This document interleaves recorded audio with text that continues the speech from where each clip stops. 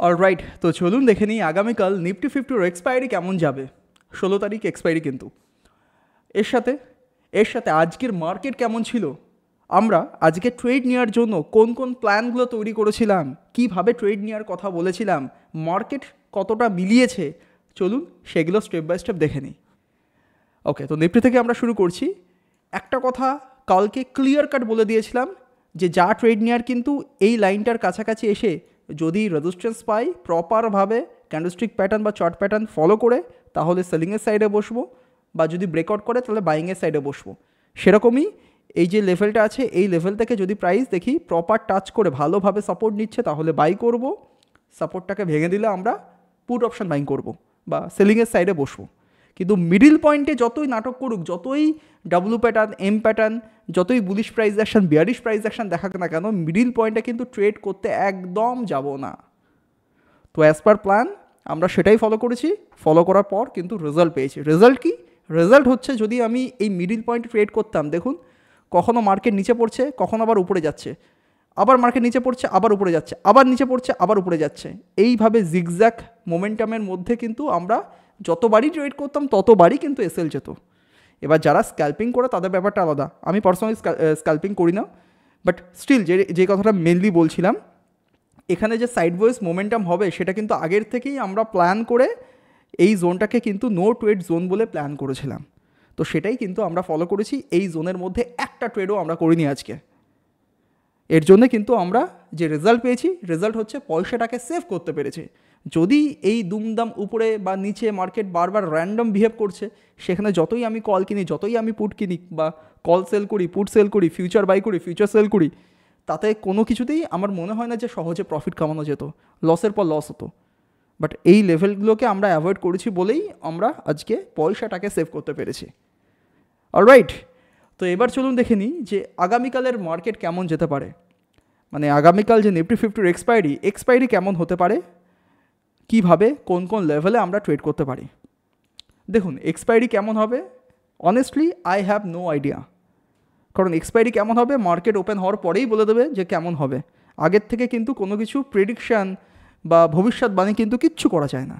শুধু কিছু level mark করুন, প্রপার সাপোর্ট রেজিস্ট্যান্স বুঝুন, কীভাবে ব্রেকআউট করছে, প্রাইস অ্যাকশন কী বলছে, ক্যান্ডেলস্টিক প্যাটার্ন কী বলছে, ভলিউম কী বলছে, এগুলো একটু ফলো করলেই কিন্তু ভালো ভালো ট্রেড পাওয়া যায়। ওকে, তো এখানে একটা জিনিস খেয়াল করে দেখুন, 12 তারিখ আর 15 তারিখের হাই, মানে আজকে আর কালকের হাই কিন্তু অলমোস্ট একই জায়গায় রয়েছে।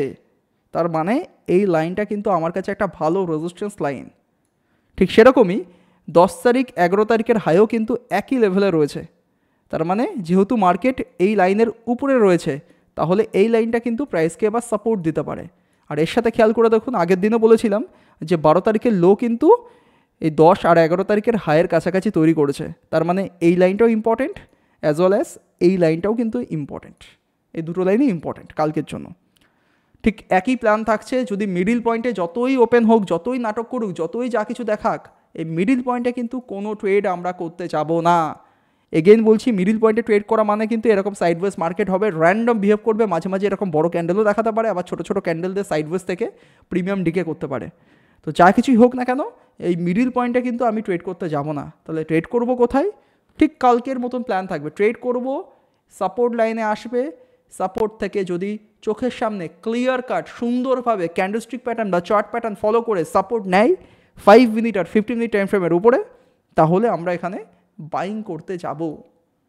আবার যদি দেখি সাপোর্টটাকে ভেঙে দিচ্ছে, তাহলে কি করব? অবশ্যই তখন পুট অপশানের জন্য প্ল্যান করব। এরপর যদি দেখা যায় গ্যাপ আপ ওপেন হওয়ার পর আস্তে আস্তে মার্কেট উপরে যাচ্ছে, যাক, যতই উপরে যাক, দেখুন ব্যাক টু ব্যাক কিন্তু রেজিস্ট্যান্স তৈরি করে বসে আছে। তো আমরা কিচ্ছু করব না, একদম মেইন যে রেজিস্ট্যান্স লেভেল, সেই লেভেলের কাছাকাছি আসার জন্য ওয়েট করে বসে থাকবো। আসবে, আসার পর যদি দেখি ভালোভাবে ক্লিয়ার কাট সুন্দরভাবে রেজিস্ট্যান্স পাচ্ছে, তাহলে পুট অপশান বাইং করতে পারি, বা যদি রেজিস্ট্যান্স লেভেলকে ব্রেকআউট দেখায় তাহলে আমরা কল অপশান বাইং করতে পারি। That's all. এর বাইরে আর কোনো মাথা ঘামানোর দরকার নেই।